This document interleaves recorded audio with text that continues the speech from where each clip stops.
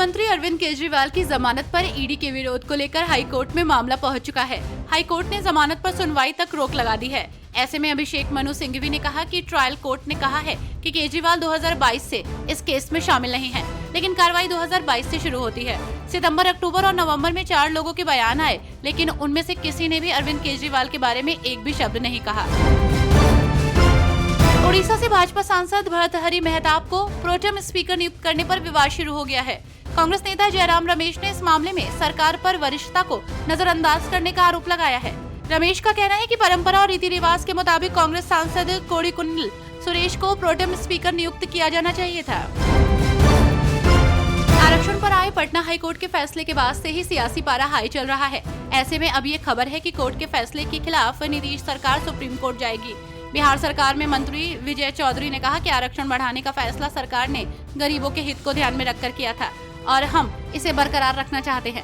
चौधरी ने कहा कि ये फैसला सोच समझकर लिया गया था। मध्य प्रदेश के मुख्यमंत्री डॉक्टर मोहन यादव ने शुक्रवार को उच्च शिक्षा विभाग के अधिकारियों के साथ एक महत्वपूर्ण बैठक की। उन्होंने घोषणा की कि प्रधानमंत्री कॉलेज ऑफ एक्सीलेंस 1 जुलाई से राज्य के सभी 55 जिलों में शुरू होंगे। साथ ही उन्होंने कहा कि इन कॉलेजों को जिले के गौरव के रूप में देखा जाना चाहिए और उन्हें तहसीलों और नागरिकों से जोड़ा जाना चाहिए। पेपर लीक मामला अब तूल पकड़ता जा रहा है और ऐसे में राष्ट्रीय जनता दल ने सम्राट चौधरी पर सीधा आरोप लगाया है। राजद ने सोशल मीडिया पर एक फोटो को पोस्ट करते हुए लिखा है कि नीट परीक्षा पेपर लीक घोटाले का मुख्य आरोपी बिहार के उप मुख्यमंत्री के साथ है। आरोपी के हाथों सम्मानित होने वाले तथाकथित ताकतवर मंत्री ने अपने सोशल मीडिया हैंडल पर उसके साथ अपनी तस्वीर डिलीट कर दी, लेकिन चिंता की कोई बात नहीं, हमारे पास सभी है। महाराष्ट्र का सियासी पारा इन दिनों हाई चल रहा है और ऐसे में आज आदित्य ने राज ठाकरे पर तंज कसा है। आदित्य ने कहा कि बस राज ठाकरे शर्ट पहनकर आएं, ऐसी पार्टियां चुनाव के पहले जिंदा होती हैं और मुद्दे उठाती हैं। आदित्य ठाकरे ने कहा कि पेपर लीक की वजह से विद्यार्थी परेशान हैं।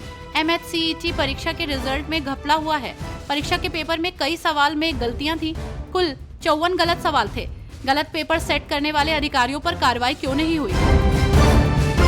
परीक्षा घोटाले का मामला दिन ब दिन बढ़ता जा रहा है और आए दिन नए नए खुलासे हो रहे हैं। एक बार फिर बिहार के पूर्व उप मुख्यमंत्री तेजस्वी यादव ने जमकर हमला बोला। तेजस्वी यादव ने कहा कि यदि सरकार को कोई शंका है तो मेरे PS को बुलाकर पूछताछ कर ले, जो भी दोषी होगा उस पर कार्रवाई करे। उन्होंने व्यंग करते हुए कहा कि इन लोगों से नहीं हो रहा है तो मैं मुख्यमंत्री को बोल देता हूँ, जो भी दोषी है उनको गिरफ्तार करें।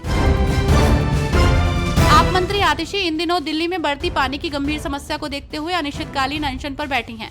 ऐसे में अब आपने अपने ऑफिशियल एक्स से एक पोस्ट साझा किया है और लिखा है कि दिल्ली के हक के पानी के लिए अनिश्चितकालीन अनशन पर बैठी जल मंत्री आतिशी के साथ दिल्ली का एक नागरिक है। उनके इस सत्याग्रह में जनता भी शामिल होगी और हम दिल्ली को उनके हक का पानी दिलाकर रहेंगे। भाजपा वाले चाहे कितनी भी गंदी राजनीति कर लें, लेकिन वो हमें ना तो रोक सकते हैं और ना ही तोड़ सकते हैं।